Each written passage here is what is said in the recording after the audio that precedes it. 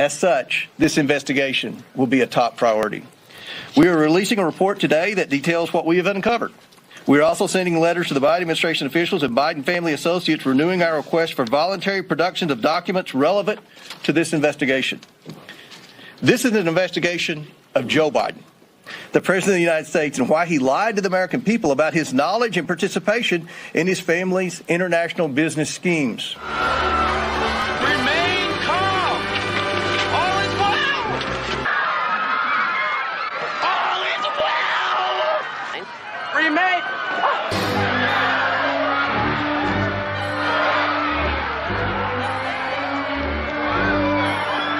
Please, Pittsburgh. Nothing to see here, please. Today is Thursday, November 17th, 2022, and breaking: Joe Biden under criminal investigation. How you like me now, baby? Chuck Schumer says he wants to legalize 11 million illegal immigrants, of course, and Elon Musk shakes up Twitter once again. My name is Benny Johnson, and this is The Benny Show. Ladies and gentlemen, why do we hope on this channel? Why are we optimistic on this channel? We're optimistic because we are tied in with you, because we are you. This channel is made up of you. We read your comments. We are literally watching them right now on screen. We love you. We love the Salty Army. We love all of the people on Facebook, Rumble, YouTube, everyone who watches this. We're even live on Twitch right now. We try and set messages, and part of the regime tool to try and hurt you and to destroy our movement of just freedom-loving people. This ain't about Republicans, and let me state this very clearly. I hate Republicans more than Democrats. I don't like Republicans more than Democrats. At least Democrats will stab you in the face. Republicans will often stab you in the back. And so we try and set a narrative on this channel in order to uplift, okay? In order to uplift our freedom movement, just freedom-minded people who believe that we have autonomy over our own bodies, who want security in our own streets, who want to be able to raise our kids, who like traditional values, who are proud of our heritages. That's what this audience is made of.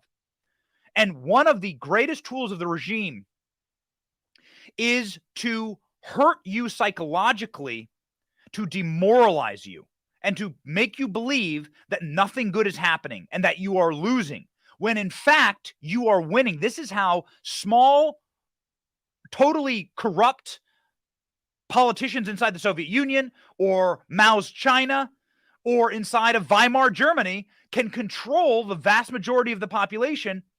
And it's through the ability to degrade the majority and to depress them, to demoralize them. This is a tactic. The KGB uses this tactic. You must demoralize the people. And so they've been going about the system of demoralizing you and telling you that you are not victorious. You are not ascendant. And they've tried every trick in the book to do this. And it's hard to break through when they control all manner of and means of mass communication, whether that be social media, whether that be new media, old media, corporate media. They try so hard to degrade and to demoralize you, and we are going to break the matrix. Ladies and gentlemen, I saw a tweet yesterday from someone that, I've never seen this account before in my life, but it really struck me, and I put it up on all of my social media. It said this: Trump is running. Florida is completely red. Elon Musk took over Twitter. Majority in the Supreme Court, control of the House, Roe v. Wade overturned, Republicans win popular vote, Nancy Pelosi is fired, parents fighting back. Cheer up, we are winning. You cannot get rid of this rot overnight. The only way you can get rid of this rot is to take the first step, to put your armor on, to bang your sword against your shield, and to march forward, And that is what we shall do on this show. We didn't like the midterm results. We've spent 4 or 5 shows talking about ballot harvesting, ballot algorithms, mail-in voting, permanent mail-in voting and automatic mail-in voting in some states, and how that system can work for Republicans and how we can have better outcomes when it comes to the mechanisms of elections. I myself liked it when it was one candidate versus another candidate, and they fought in the ring, and the best ideas, the best debater, and the best candidate won. I liked that system. I thought that system benefited Republicans by and large. But unfortunately, in many places around the country, it is far more about how many ballots you can hoover up in the 30 days before the election. The Democrats have a big head start on us there, and we are going to be announcing some very big things, working with a couple of friends of ours, a couple of various organizations that actually care about the future of this country. We are going to break that matrix. Hear me. We are going to destroy that system. We are going to make it work for us because we outnumber them, and our message outnumbers them. And to the normie who wants to just eat wings and drink Bud Light and watch the NFL, those are our people. You ever been to a NASCAR event? You ever looked around at 100,000 people at the Daytona 500? Those are our people. You gone to a country concert lately? Those are our people. And there's no reason why you can't have drop boxes at country concerts or at churches or at NASCAR races. We are just not playing the same way that they're playing. They're using tools that are available and legal, and we will defeat them in those tools. This tweet, I put it up on all of my social media, got massive engagement last night, and it said to us and the producers of this show, we got to go in and we got to give people hope. Demoralization is a tactic of the left. It is a tactic of the Marxist, so do not be demoralized. And remember, they know what time it is. They know. Do we?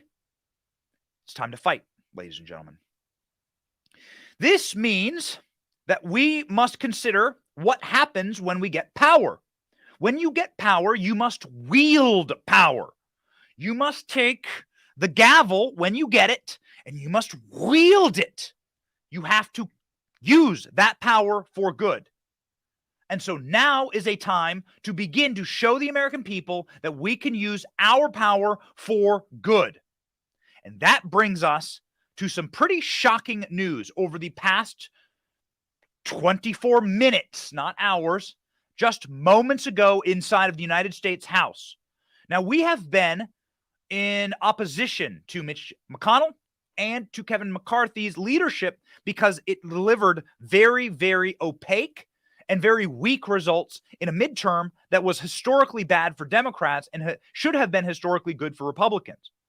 However, we are going to judge these people by their results. I think that Mitch McConnell, who is 80, is far past the fray.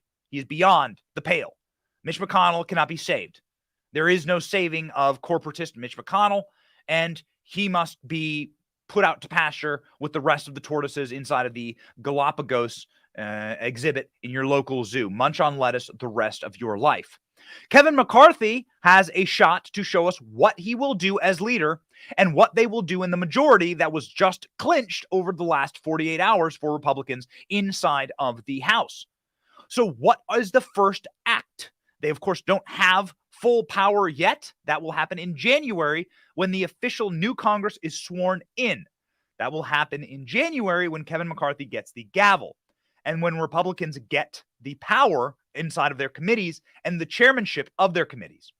Now, Kevin McCarthy is on lock in order to get approximately the same number of House seats that Nancy Pelosi had in her majority over the last 4 years. Nancy Pelosi was able to rain bloody hell on conservatives and on our movement in the House. There's a reason why Nancy Pelosi is hated more than Biden, more than Soros, more than Schumer. Nobody even knows what those people are doing, by and large, in relation to Nancy Pelosi. Nancy Pelosi is the most hated person by our movement, by and large, because she is very effective in the House at wielding power. And so when Kevin McCarthy gets a razor-thin majority, there are playbooks to be read as it concerns wielding that power and doing it effectively. So we were watching with bated breath as to what Kevin McCarthy would do. Kevin McCarthy was on Sean Hannity's show last night, and here's what he had to say as it pertains to his wielding of power inside of the new House majority for the GOP. Now, I know we have Congressman Comer coming up, and he is on the House Oversight Committee. He says he's ready to subpoena Hunter Biden. Jim Jordan is now going to be looking into whether or not the FBI has been politicized, the DOJ has been weaponized. That's an important investigation. Well, we also have investigations into the NIH, the possible funding through the Eco Alliance of the Wuhan Virology Lab? In other words, did American taxpayers help pay for COVID-19? Will that be part of the investigative? Is that on the investigative list? Yeah, we've already begun. We want to know the origins of where COVID began so we never have that happen again. Who funded it? How did it get there? We want to know what happened in the last 60 days of Afghanistan. Why didn't the president listen to the military, creating 13 new Gold Star families that never should have taken place? We've got a number of ways. Why did the DOJ go after parents and call them terrorists? How can we have a Secretary of Homeland calling that this border is secure when you have more than 2.7 individuals illegally coming across? Or the number of people on the terrorist watch list coming into America? What do they have planned? Who are they talking to? And why are they here? That's just a start. So Kevin McCarthy was asked point blank there, and he has a very interesting style, Kevin McCarthy. He has very measured, sober, solemn style. Kevin McCarthy, he doesn't get excited. You've never heard the man yell. And so you could be forgiven for assuming that this guy would not bring the guns to the gunfight, that this guy would probably bring a butter knife to the gunfight, or maybe one of those rubber spatulas. And so that's part of the reason why we have been against his speakership, is we were not sure that he knew what time it was and that he would be the leader for this moment. However, if you were to forgive the syntax of that comment and look at what he actually said, Kevin McCarthy is saying, yes, we will investigate Hunter Biden. Yes, we will investigate Joe Biden. Yes, we will investigate the origins of COVID. Yes, we're going to investigate Afghanistan. That was his response. And yes, we're going to investigate the Gold Star families that were made because of Joe Biden's total incompetence and suicidal negligence inside of Afghanistan. Okay, good. Fine. Now is the time for us to hold Kevin McCarthy to his words. And I was watching that last night on Hannity, and I said, well, he's making these promises not as like a we should do it, but we will do it. So this is something that we can hang our hats on, and we can actually judge him by this. And lo and behold, this morning, I get this night and alarm fire from my team saying, I can't believe it's happening. It's happening. We turn on the TV, we turn on the studio TVs, and here before us sits the Judiciary Committee and an investigative body, soon to be the chairman of the Judiciary Committee, Jim Jordan, walking out in front of the cameras of the nation and the world, and James Comer, the two lead investigators in the House, saying, we will be bringing a criminal investigation down upon the head of not Hunter Biden, not Jim Biden, not Ashley Biden hiding in the shower, not Alice Cooper, who's our first lady, but Joe Biden, of all people. Joe Biden is now the subject of a criminal investigation. This is being allowed by McCarthy. This is being orchestrated with GOP leadership, and we applaud them. Wow. Jim Jordan began this conference by saying, dear FBI, you scum, you have interfered in enough elections and you have meddled in enough criminal investigations. You're not doing your jobs to investigate the Biden crime family, so we will do it. Watch. What the FBI was doing. We know these 51 former intel officials, they got security clearance. How often are they talking to the FBI? Are they talking to the FBI? Who's doing the talking? Who's doing the briefing? Were they briefed? There's so many questions that need answered so we can get to the bottom of this. And the final thing I would say is this. A colleague of mine said this in a committee hearing a few weeks ago, Mr. Gates. He said, when is the FBI going to quit interfering with elections? 2016, they spied on President Trump's campaign. 2018, it was the Mueller investigation. 2020, they suppressed information about the Hunter Biden story. 2022, they raided the president's home 91 days before an election. Maybe it'd be nice if the FBI and the Justice Department just stayed out of it and let we the people decide who we think should represent us, who we think should lead us. That's supposed to be how America works. So this is the focus on the Judiciary Committee, the political nature at the Justice Department, and the linkage now to what was happening with the Hunter Biden story. Again, just 15 days before we have a presidential election. Ladies and gentlemen, what? Are we finally seeing the growth of brass inside of the balls of our GOP representatives, iron inside of the spine, gunpowder in their gut? What was that? Just ripped my face off. Jim Jordan of Ohio, friend of the show, been on the show. We asked a number of people on the show today. We will be joined by legal scholar Mike Davis soon to talk about exactly what this means criminally for Joe Biden. But all of them are busy right now drafting what they are going to be investigating and subpoenas at this very moment of the Biden crime family. It's actually happening. We couldn't believe it. James Comer comes walking out. House Oversight Chairman James Comer. Get used to that name. That is a name. And this man is going to be the top investigator into the Biden crime family investigation, focusing not on Hunter, not on throwing the crackhead in prison, and that may well happen because Hunter Biden is already the subject of a grand jury investigation that is ongoing. Hunter Biden's crimes, as we have covered on this show, extended the hundreds, according to a researcher, Marco Polo, and we'll get that research and we'll put it up on screen for you. Hunter Biden will be going to prison. I have no doubt. I have no doubt. There is preponderance of evidence, but who cares? He is just a derelict, crackhead, scumbag. Nobody cares about this guy. What you care about is the mob boss. Who is the Al Capone here? Who is the John Gotti? The head of the family just so happens to be Joe Biden. And that's why I literally spit out my coffee when I saw, for the first time in my adult life, this side of Donald Trump winning in 2016, this side of Donald Trump saying, because you'd be in jail. It's just really good. It's just really good that we don't have someone, Donald Trump, in charge of the law in this country, because you'd be in jail. That was the first time in my adult life I saw Republicans with fight in their blood. Donald Trump clipping that. Debates, 2016, Hillary Clinton. Man, I remember the color of the room I was in. I couldn't believe it. This may be the second time in my life that I see Republicans who are not tucking tail between their legs and gimping, ball gag in their mouth for Democrats getting dog walked.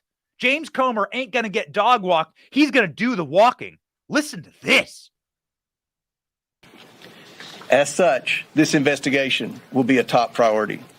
We are releasing a report today that details what we have uncovered.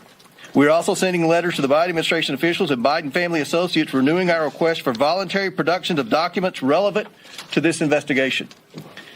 This is an investigation of Joe Biden, the President of the United States, and why he lied to the American people about his knowledge and participation in his family's international business schemes. National security interests require the committee conduct investigation, and we will pursue all avenues that have long been ignored. Committee Republicans have uncovered evidence of federal crimes committed by and to the benefit of members of the president's family. These include conspiracy or defrauding the United States, wire fraud, conspiracy to commit wire fraud, violation of the Foreign Agents Registration Act, violations of the Foreign Corrupt Practices Act, violations of the Trafficking Victims Protection Act, tax evasion, money laundering, and conspiracy to commit money laundering. The Biden family's business dealings implicate a wide range of criminality, from human trafficking to potential violations of the Constitution. In the 118th Congress, this committee will evaluate the status of Joe Biden's relationship with his family's foreign partners and whether he is a president who is compromised or swayed by foreign dollars and influence. I want to be clear. This is an investigation of Joe Biden, and that's where the committee will focus in this next Congress. I want to be clear. This is an investigation of Joe Biden, and that is where the committee will focus this next Congress. Whoa. Were you counting on this? Did you see in the corner that Republicans just clinched the House with 218 votes? And this is their opening salvo. This is their shot across the bow. They don't even have power yet. And they are announcing direct, implied investigations into Joe Biden. And as you can see on screen, right here is a Marco Polo investigation into Hunter Biden's laptop, a forensic investigation into the crimes of Hunter Biden's laptop. This laptop contains 100 hundreds of crimes for Hunter Biden and dozens of crimes for Joe Biden. This, according to the research. We'll probably do we'll probably cover this later in the show with Mike. But this forensic audit of the laptop shows which crimes and details which federal crimes were broken inside of the Biden crime family that we know of. This is just the publicly available information, not the subpoenaed information that Congress will subpoena, as James Comer told us. Ladies and gentlemen, Joe Biden committed crimes in 50 countries. What? Committee Republicans have identified over 50 countries the Biden family sought businesses in. On the international side of the Biden family business, the deals were often led by Hunter Biden. And that map there behind Clay shows all the countries where the Bidens had a footprint in international business dealings. The investigation reveals a family that engaged with some of America's most powerful adversaries, planning to sell one of the largest sources of cobalt for electric vehicles in the world to the Chinese, for example. The Bidens flourished and became millionaires by simply offering access to the family. Among the dozens of shell companies the Bidens set up, there were millions of dollars of wire transfers, flights on Air Force Two to conduct personal business, and meetings with heads of state, all while Joe Biden was aware of what was happening. All the while, he turned a blind eye. Many transactions related to these businesses have raised red flags at U.S. banks. A suspicious activity report, or SAR, is a document a bank must file with the Treasury Department when a transaction is suspected to be related to money laundering or fraud or other types of criminal activity. According to media reports, the Biden family accumulated over 150 SARs. One SAR generated by an American bank to the Treasury Department connects Hunter Biden and his business associates to international human trafficking, among other illegal activities. International human trafficking is arguably the sickest crime that you could possibly commit. You see on your screen right now, can we scroll through this, Bryce? You see right now on your screen, this is a absolutely daunting and exhaustive report of every crime. Look at them. Look at this. When the crime was committed, where the crime was committed, who committed the crime, and what the crime was, based on the federal statutes. There they are, black and white on your screen. Black and white on your screen. You're looking at them right now. Hundreds and hundreds and hundreds of crimes from the Biden crime family. Human trafficking from the Biden crime family. As spoken there by the chief investigator in the United States House, James Comer. What do we know? We know that much like that ugly sweater that your grandma knit you and that she will give you for Christmas, when you pull on that thread, the entire thing is going to come apart. Ladies and gentlemen, get ready for more moments like this. Matt Gaetz, a few months ago, talking to the head of cybersecurity inside of the FBI, saying, where the hell is Hunter Biden's laptop? Leading to one of the most shocking moments in congressional committee hearings that you will ever see. Please, take it away and get ready. You think this is good? We are going to have years of it. The cabal is going to break. So where is it?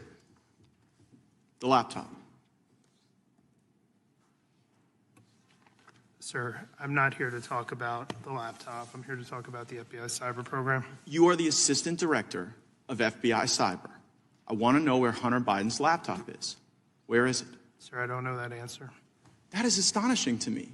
Has FBI cyber assessed whether or not Hunter Biden's laptop could be a point of vulnerability, allowing America's enemies to hurt our country? Sir, the FBI cyber program is based off of what's codified in Title 18, Title 18, Section 1030, a code which talks about computer intrusions, right, using nefarious intent. Well, you've talked about passwords here. I mean, Hunter Biden's password on his laptop was Hunter02. He drops it off at a repair store. I'm holding the receipt from Max Computer Repair, where in December 2019, they turned over this laptop to the FBI. And what now you're telling me right here is that as the assistant director of FBI Cyber, you don't know where this is after it was turned over to you 3 years ago. Yes, sir, that's an accurate statement. How are Americans supposed to trust that you can protect us from the next colonial pipeline if it seems that you can't locate a laptop that was given to you 3 years ago from the first family, potentially creating vulnerabilities for our country? Of course, creating vulnerabilities for our country and also creating vulnerabilities for the FBI, who has had this laptop since 2018. We continue to effort to get John Paul Isaac. This is the laptop repair store owner. He's written a book.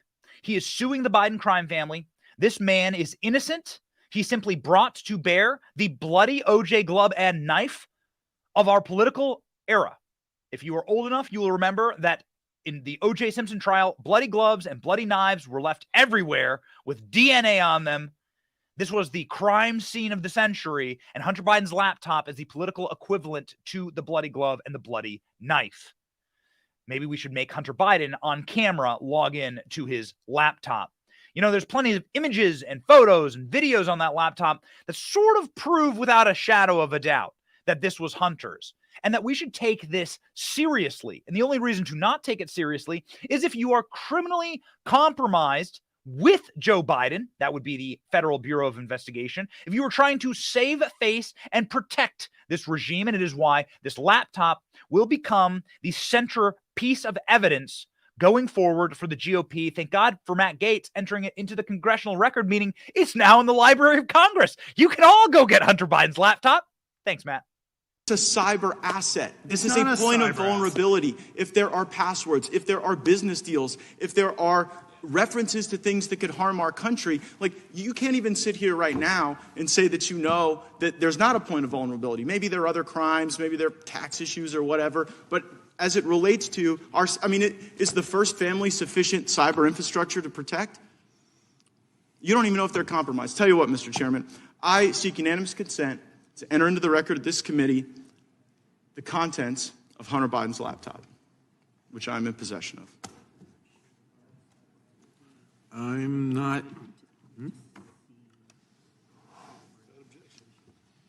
There's no objection to that. Jerry Nadler. Yeah, there's no objection to that. So the Hunter Biden laptop entered in the congressional record, already done. Get going, boys. Let's go get them, boys. Now is our time. What did the GOP do today in detail? Let us begin. Republicans claiming that President Joe Biden was involved in his son Hunter Biden's controversial foreign business dealings, which allegedly span 50 different countries. Lawmakers said in a press conference on Thursday morning, just moments ago. Comes one day after the GOP clinched 218 seats in the House of Representatives, cementing their majority to end investigative powers into the next Congress. But GOP Reps James Comer accused Biden of being chairman of the board of his family's business dealings, and even claimed that the White House spent more than $250,000 to deflect negative stories on Hunter. This is an investigation of Joe Biden, he said. Let me read it again. This is an investigation of Joe Biden, James Comer said. I think we laid the evidence as to why we feel it's important, and we're going to move forward with that. Comer said that he even liked the members of the Biden family to testify before the House when asked, but said the main focus of their probe now will be access to bank records. As part of our investigation, we have evidence that the finances, credit cards, and bank accounts of Hunter Biden and Joe Biden were commingled, if not shared, Republican lawmaker said. He said that these accounts linked to the Biden family raised red flags and suspicions of illegal activity. The president had long denied involvement and knowledge of his son's foreign business dealings. Of course, this is a blatant lie. And we know that it is a lie. And we are aware that the entire edifice of the regime's lies will come crumbling down with just a simple majority inside of the House. The House is a lead investigative body. The House is where they decided to constitute the January 6th investigative committee. So get ready for Democrats to suddenly and shockingly and very quickly be against investigative committees into presidential crimes. They cheered on the January 6th committee. They literally wanted to broadcast it and demanded it be broadcast in prime time. something that we will do, of course.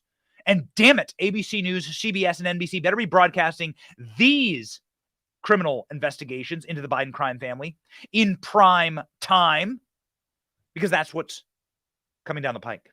That's where this is headed. And there's a new rule in town called the Steve Bannon rule, which is if you don't cooperate with a congressional subpoena, well, then you get charged and get sent to prison. Steve Bannon rule now. So subpoena everything. They're going after everything. The GOP, in fact, plans to launch an investigation into Hunter Biden and Afghanistan. This, according to the New York Post. Jim Banks vowed Sunday that Republicans will probe the chaotic Afghanistan withdrawal and the scandal-scarred first son, Hunter Biden. That means that Congress did not do their job in providing the type of oversight to the origins of COVID and lockdowns, closures of schools. We are going to be looking into Afghanistan. Do not lose hope, ladies and gentlemen. Do not lose hope. The GOP, on day one of their majority, is coming out punching and swinging and brawling. Clay Higgins is a member of Congress from Louisiana. Clay Higgins had a shocking clip this last week as he was asking, grilling, and humiliating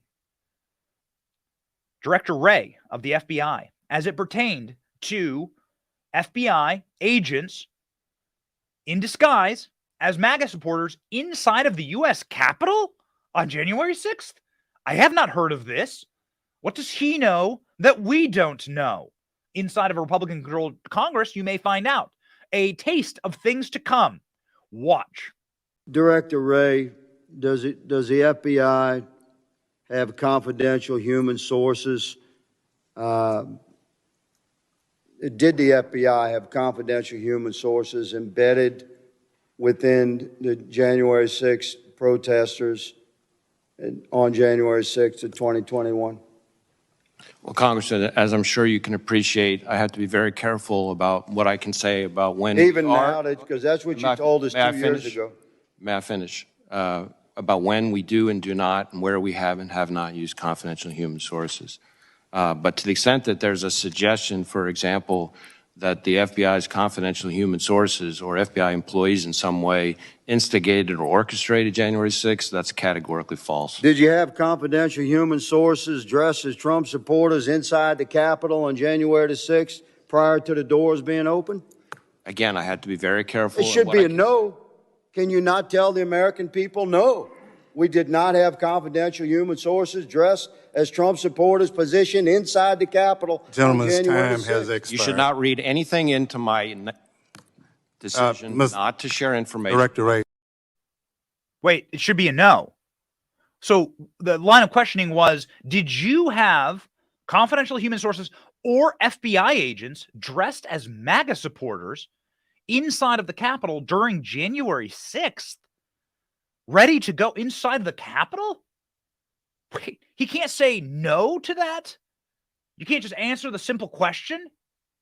Ted Cruz had a very similar line of questioning for the FBI. I think we should probably pull that one up. Ted Cruz had a very similar line of questioning for Director Wray, asking very similar probing assertions. Did you have uniformed FBI agents dressed up as MAGA supporters during January 6th? And they couldn't answer. I think it was the deputy director of the FBI who was there under the grilling of Ted Cruz. Now, unfortunately, the GOP will not have the Senate, and we had no faith in Mitch McConnell as Senate leader as it pertains to a investigation of the Biden crime family. Mitch McConnell comes from the same cut of a jib as Joe Biden does. Mitch McConnell is from the same uniparty that Joe Biden leads. Mitch McConnell is effectively a Democrat, and Kentucky should stop electing him. We have no faith in McConnell. But we have to say, like, with and as it pertains to Kevin McCarthy, this is coming out not just swinging. This is coming out bare knuckle brawling. Brad Pitt from Snatch, bare knuckle boxing.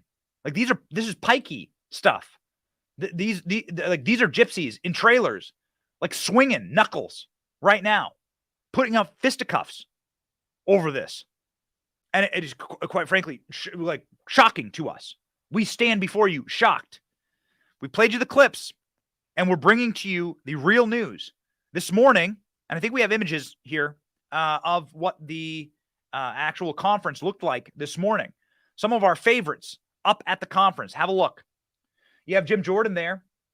You have Byron Donalds behind, Paul Gosar, James Comer, Andy Biggs. These are the good guys. Man, guys, where do we get our photos? Where do we get our photos here? Did we take this with like a Nokia? Someone playing Snake on their Nokia? Where do these come from? There's Byron Donalds there. You have Virginia Fox. You have the good guys. There's Clay Higgins. Yo, get ready. This is what's happening. Okay. Ladies and gentlemen, we're here. We're out here. What do we got Mike? Ready to go? Okay, ladies and gentlemen, our favorite lawyer, our favorite legal scholar, and a man who is living and breathing testament that if you do not give up, you can win. The man who got Brett Kavanaugh through the Senate confirmation hearing. The man who is solely responsible for the conservative majority on the Supreme Court. So for all you black pill doomers out there, remember this. We have the House. We have a conservative majority on the Supreme Court. And Democrats are going to lose the Senate next time around. We'll say it right now. You have Joe Manchin. You have so many. You have Sheldon Whitehouse in Ohio. You have all these people. This was a very tough year for Republicans in the Senate. Next go round is going to be an absolute filleting. So do not lose hope. And a man who's here to talk us through what is happening in the House right now, our favorite lawyer buddy, and another bare knuckle brawler himself, Mike Davis, joins the program.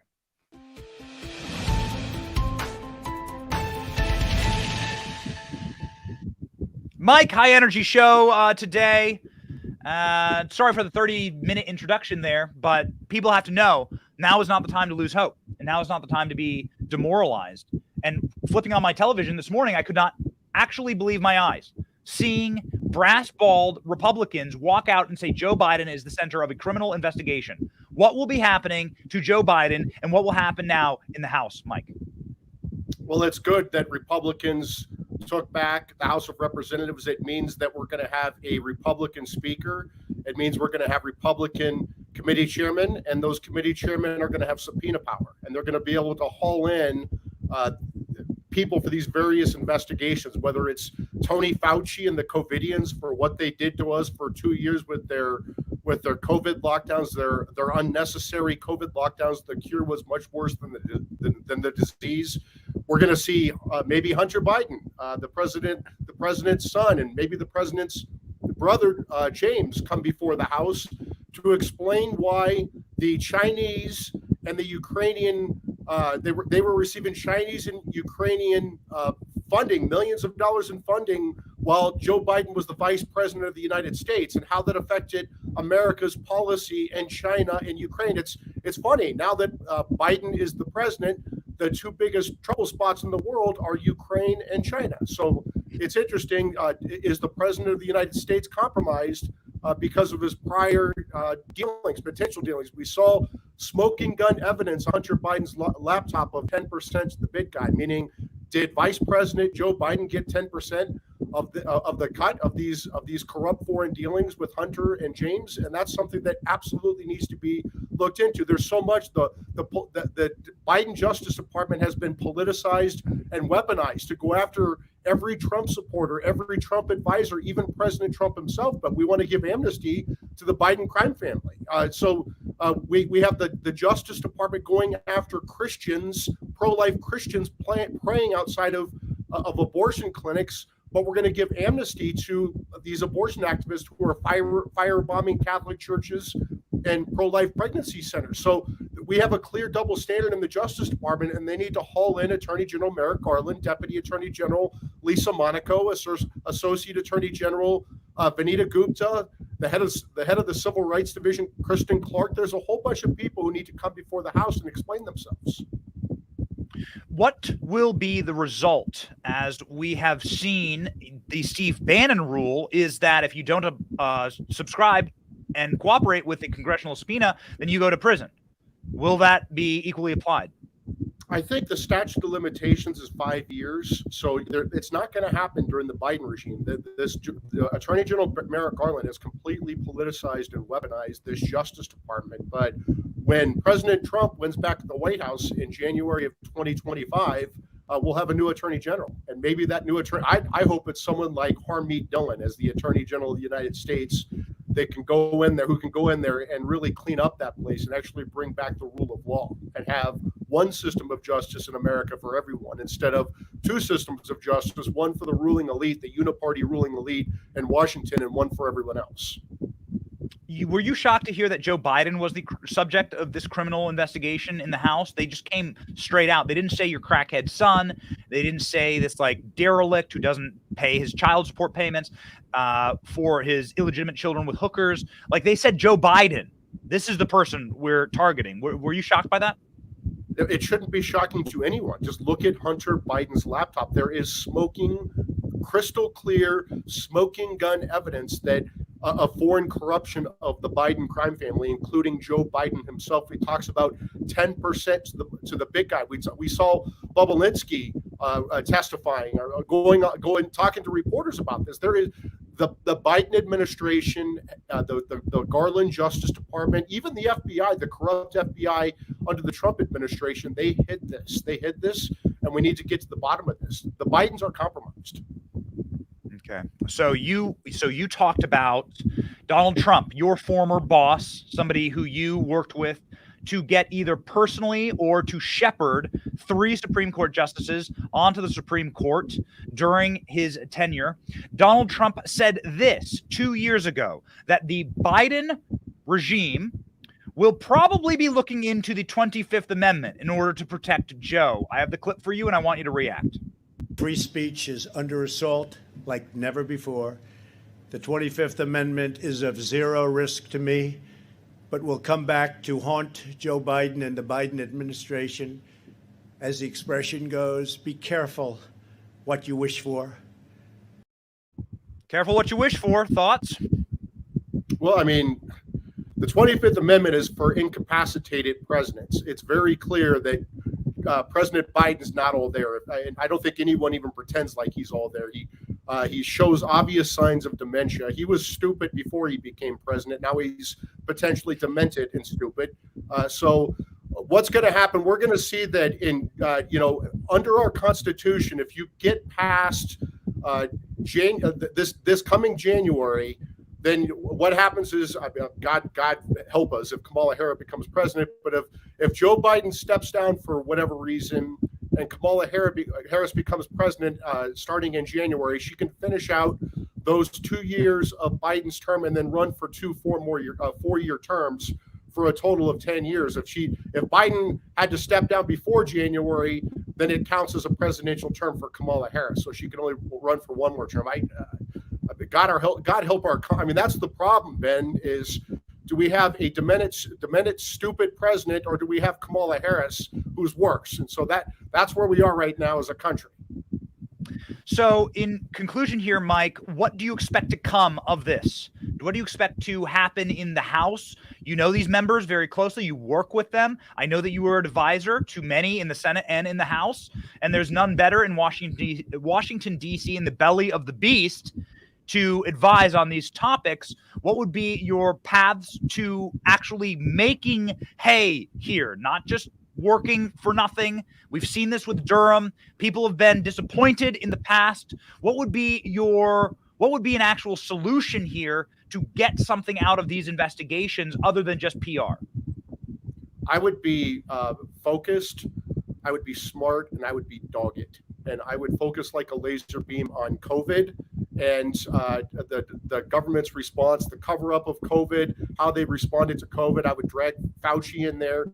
I would focus like a laser beam on COVID. I would focus like a laser beam on the Biden crime family and their corruption in Ukraine and China. And I would focus like a laser beam on how the Biden and the Garland Justice Department has been politicized and weaponized. Focus on, and actually then throw in the border with Mayorkas as well. Those 4 investigations will be the key investigations. And it's very important for the American people to see a sharp contrast in the next presidential election between the Biden regime and the Trump the Trump campaign, or if Trump decides not to run, the DeSantis campaign. Yeah, hey, listen. Suddenly, Democrats don't like House investigations into presidents and potential criminal activity. Isn't that shocking, Mike? It's a shocker. Yeah, it's amazing how they don't want oversight anymore. So yeah. Well, we're going to give it to him. Thank you, Mike Davis. Godspeed. Thank you, Ben.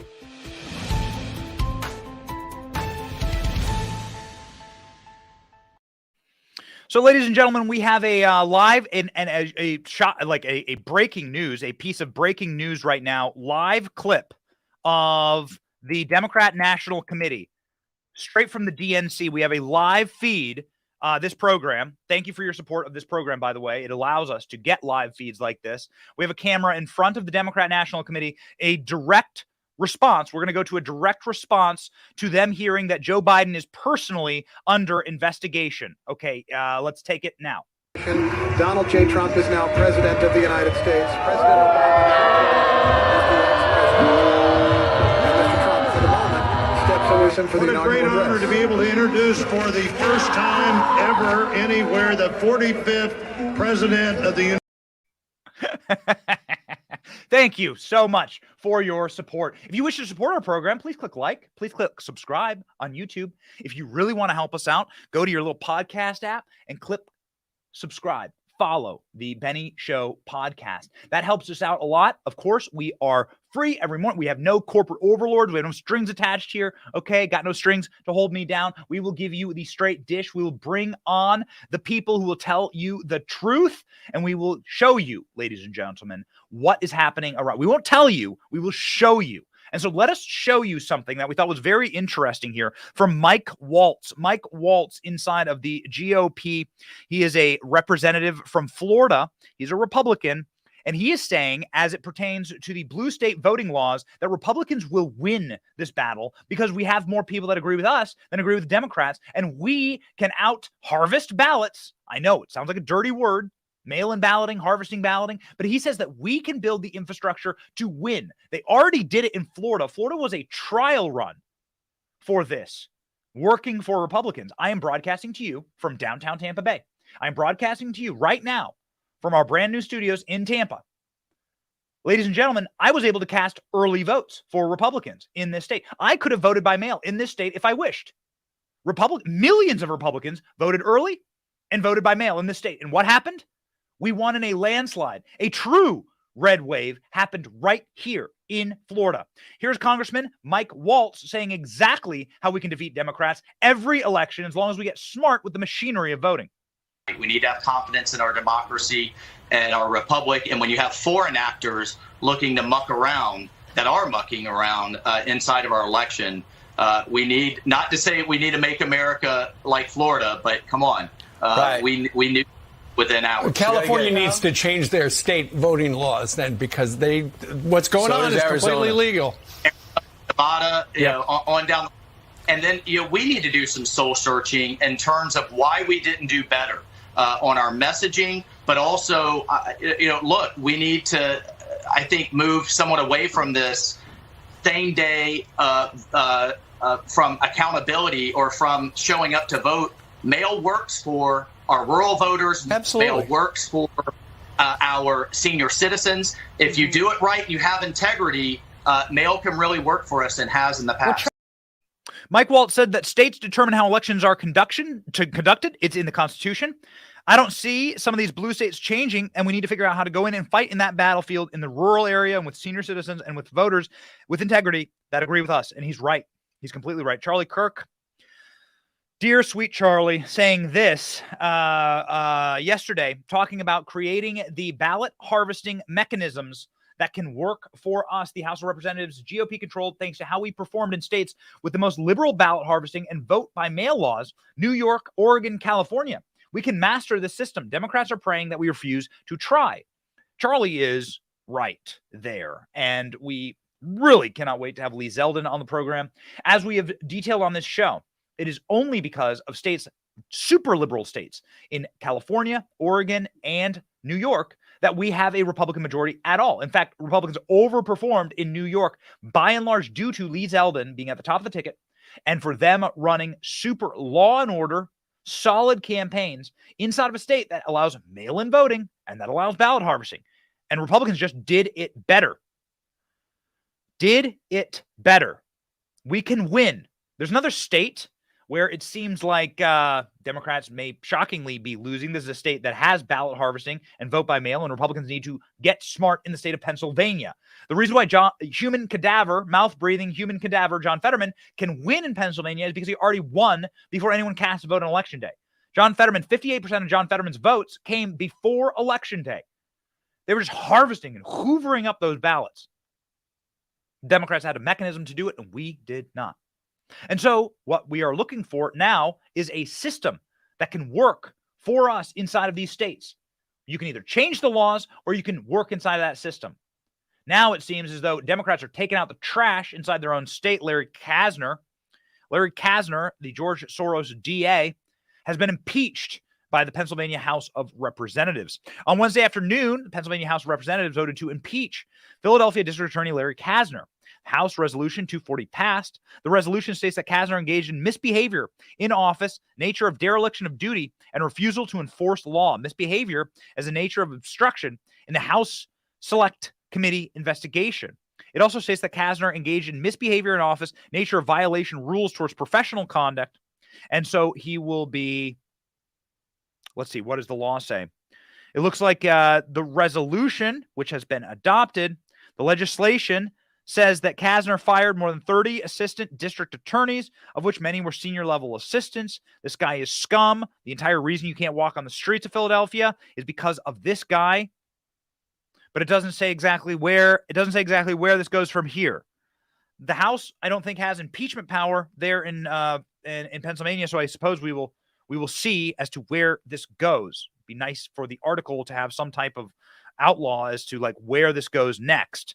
In Tampa Bay, there was a district attorney who was sent out on his ass by Ron DeSantis. Ron DeSantis kicked this man out of office, saying that it falls to the governor the power to execute the law.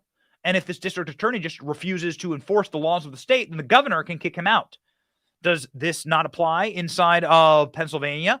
Will this bring pressure to Josh Shapiro in Pennsylvania to kick out Larry Krasner for his horrific,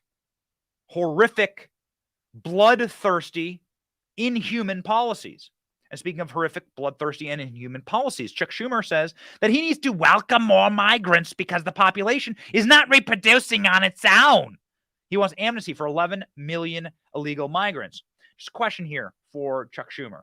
Before we play you this clip of Chuck Schumer very predictably demanding amnesty for not 11 million. They're not 11. That's a lie. There's probably more like 50 million illegal criminal migrants here in this country. Tucker Carlson says there's at least 30 million, and who knows how many more the Biden regime has brought in. Two things here real quickly. One, the reason they want to do this is because there is no ID and there's no citizenship test for federal balloting. So there's something called a federal only ballot. So they're like straight up saying this now. There's something called a federal only ballot and there's no ID test. So these people get a chance to vote. Okay, you're going to have to show me the mechanism that prevents them from voting. There is no ID. So this happened in Arizona, where thousands of people got federal ballots. The reason for illegal immigration and opening the borders is one body equals one vote for Democrats, and they have the system to harvest those votes. And with the federal government, there is absolutely zero. Count it, zero. This is insane. But for federal office, there is zero ID or citizenship test. That's the reality. And so they need as many bodies as possible to get as many ballots as possible inside of these states. That's the play here. Here's Chuck Schumer saying, let's get millions more voters for Democrats. Now more than ever, we're short of workers. We have a population that is not reproducing it on its own with the same level that it used to. The only way we're going to have a great future in America is if we welcome and embrace immigrants, the dreamers and all of them, because our ultimate goal is to help the dreamers, but get a path to citizenship for all 11 million or however many undocumented there are here. Okay, so the guy who's in charge of the party in the Senate, that is for abortion up to and after the point of birth, the guy who is for the chemical castration of children, the guy who is in favor of the destruction of the nuclear family, the erosion of fatherhood, the erosion of motherhood, the erosion of the deletion of women altogether as an entity, reducing them to birthing people. This guy is complaining that Americans aren't reproducing enough. This guy, the guy who's for the creation of all, who's for the reduction of all testosterone and sperm counts in this country, reducing men to obese, Cheeto dust covered blobs, incels in their basements, all of them looking like Sam Bankman-Fried playing World of Warcraft. That's what Chuck Schumer's party wants. Zero testosterone, zero fathers, zero marriage, abortion forever, unlimited abortion, and unlimited chemical castration. And he has the pure bloody cheek to say, we don't have enough babies in this country. Why? We're not reproducing. Why are we doing it? We don't understand. Scum. These people, we've told you they're evil. And now we can prove it. The answer, of course, is no. And the answer will forever be no to any amnesty. And will forever be yes to, if you wish for American citizenship, you can get in line with everyone else. And if you are here criminally, then you are a criminal, illegal migrant. You broke our law. Not saying you're a bad person. I'm saying you broke our laws. Laws that Chuck Schumer, because he's been around long enough, helped get enacted in the Senate. And this is leading, of course, to Republican governors putting migrants on buses and planes once more and bringing them to liberal cities. Here we go. First migrant bus from Texas border unloads in Philadelphia. We have the clip here, baby. Read it and weep. Drink up those tasty, salty tears from the libs in Philadelphia.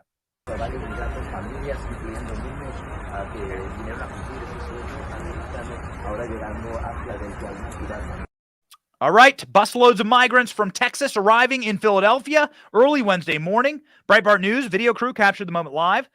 On Tuesday, Breitbart Texas reported that Governor Abbott added the city Philadelphia to a growing list of sanctuary cities that he will be busing migrants to. Since April, Texas's busing strategy has successfully provided much-needed relief to our border communities overwhelmed by a historic influx of migrants. That's right. Rub their nose in it. That's what you call it. You take a Labrador. Labrador does a doo-doo in the house. You rub their nose in it. You want to live inside your little sanctuary thing? You want to brag about it? You remember that cringe clip, man? You remember that cringe clip of the Philadelphia mayor dancing about becoming a sanctuary city? Come on, ALX. You know we got it. I know we got it. Cringe mayor. When you become a sanctuary city and he dances. Yeah, they ain't dancing now. They ain't dancing now. We'll try and find the clip before the end of the show. They danced, becoming sanctuary cities under Trump, and now busloads of migrants are arriving in Philadelphia. No surprise to city officials who spent the weekend planned meetings on how to handle the arrival. Less than 30 migrants in Philadelphia. 300,000 migrants arrive every single month in Texas, but they can't handle 30. Philadelphia Mayor Jim McKinney said that the city would be ready to welcome them with open arms. Okay. New York built tent cities for their migrants, and then they suddenly disbanded those tent cities. Wow, very weird. Right after the midterm elections, Eric Adams decided to axe the tent cities inside of New York. So we'll see what happens in Philadelphia, but we love this strategy, baby. We love this strategy. Hispanics inside of Florida in a preponderance in favor of Ron DeSantis dropping migrants in Martha's Vineyard. Something like 60% of first-generation Hispanics were in favor of the plane rides to Martha's Vineyards. So cry more libs. You can cry more libs at Twitter.com, as Elon Musk has officially turned Twitter from a Marxist faculty lounge where everyone gets 4-hour naps per day and SoulCycle and Zen crystals and no work and wine on demand. Ladies and gentlemen, Elon Musk is turning Twitter.com into a real company. What did you think was going to happen? This is a guy who's flying moon missions. This is a guy who wants to land people on Mars and probably will. This is a guy who built Tesla and Starlink. This is a guy who built PayPal back in the day when PayPal was a actually decentralized bank. Ladies and gentlemen, this is what Elon Musk is going to do to Twitter, and we drink and sip and actually riverboat through these tears coming out of San Francisco. Twitter employees were told by their new bosses, Elon Musk, that this week they had two options: commit to his hardcore vision for Twitter or leave the company. God bless Elon Musk. The Washington Post reports, and I think we have an image of Elon's email here. The Washington Post reports that Twitter employees recently received an email from Musk, it's now on your screen, informing them that they had to sign a pledge in order to stay employed at the company. If you are sure that you want to be part of the new Twitter, please click yes on the link below. Read the email to all staff, which included Musk's online form. The message said that anyone who didn't sign the pledge by 5 p.m. Thursday would receive 3 months severance pay. Musk said in his email that Twitter will need to be extremely hardcore going forward. This will mean working long hours at high intensity. Only exceptional performance will constitute a passing grade. Royce, kind of like around here at the Benny Show. You can be good, to paraphrase Nick Saban. You can be good. Most people are good at something. You can be good. You can be great. There's a very small percentage who are great. Like 1% of people are really great at what they do. And then there's a fraction of a teeny percent of people who are elite at what they do. And Elon Musk is elite at what he does. We are power users on Twitter, and we are absolutely in favor of this. We are in favor of being elite at what you do, and we try and bring you elite content every single day. A company that doesn't do that, a media company that doesn't do that, that is showing the pain of this, is CNN. Bloodbath at CNN. New boss Chris Licht confirms the network will see layoffs as early as December. ABC News is warning of staff cuts, and NBC Universal goes on firing spree. Sayonara, baby. You all knew what was going to happen when Donald Trump wasn't your sweet president. You all knew what was going to happen when you lost Orange Man. You sent him away, and now look, you're all standing in bread lines with AOC. CNN CEO Chris Licht had to speak to employees during a tense company town hall on Thursday as the network faces layoffs in December. Licht, 51, addressed questions surrounding the cuts as he previously indicated during the summer that CNN would not face any need to fire staff. In the town hall, Licht was unapologetic about an earlier indication that there wouldn't be layoffs, but added that he felt that being honest needed to happen now. Licht, who has overseen the shutdown of CNN Plus in 2022 and the purge of company veterans such as Brian Stelter, Jeffrey Tubin, and John Harwood. He reportedly did not get into specifics about the layoffs, but said that his teams are not deemed essential to the network's core mission. We're going to be on the chopping block. As it relates to CNN, there are no layoffs per se. A layoff is downsizing, where you are given a target, and that is not happening at CNN, Licht said in a staff-wide event at June. Then in October, he wrote a memo that stated changes will be affecting people in the organization. Let me tell you what's happening at CNN. What is happening at CNN is a bubble, much like a stock bubble that bursts. That bubble was built not on subprime mortgages from the federal government, but on subprime broadcasting based on Donald Trump derangement syndrome and Orange Man bad syndrome.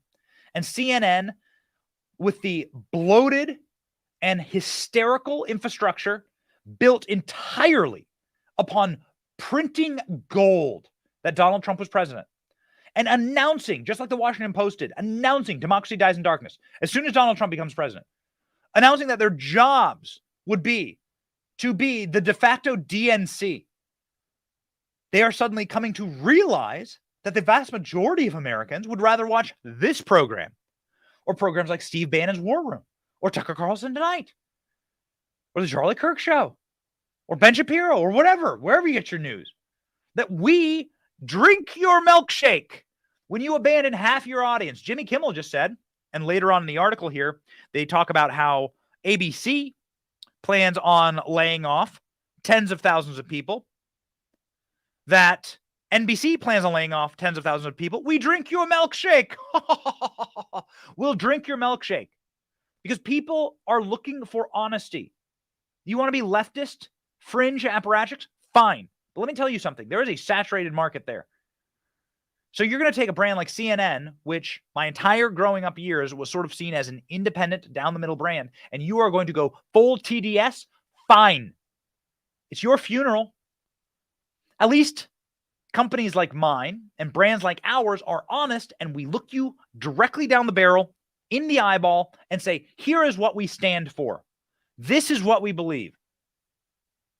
We're not virtue signaling scumbags like this mayor of Philadelphia. We have the video dancing over creating a sanctuary city inside of Philadelphia.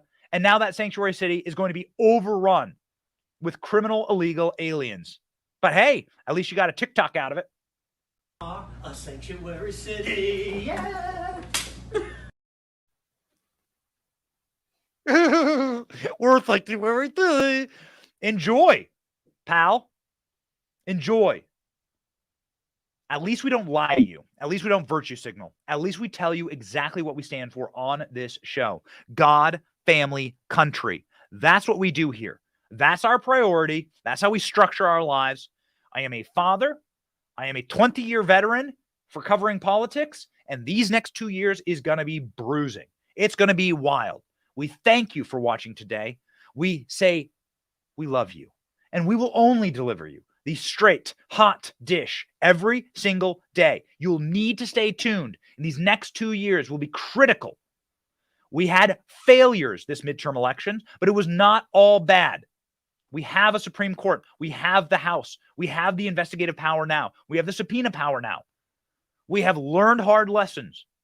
And we are going to see probably a very bloody primary process that is going to allow the king of the jungle to once again lead the party. Who will it be? We ask for that fight. Let them fight. And let us give you, the Republican primary voters, the conservatives, and the freedom-minded, freedom-loving people, the truth. And that's what we're all here for. That's literally what we're going to do every single day. And we're going to have a fun time doing it. We're going to laugh. We're going to cry. And we're going to win.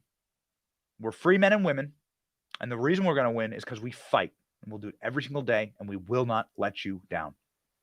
My name is Benny Johnson. And this is The Benny Show.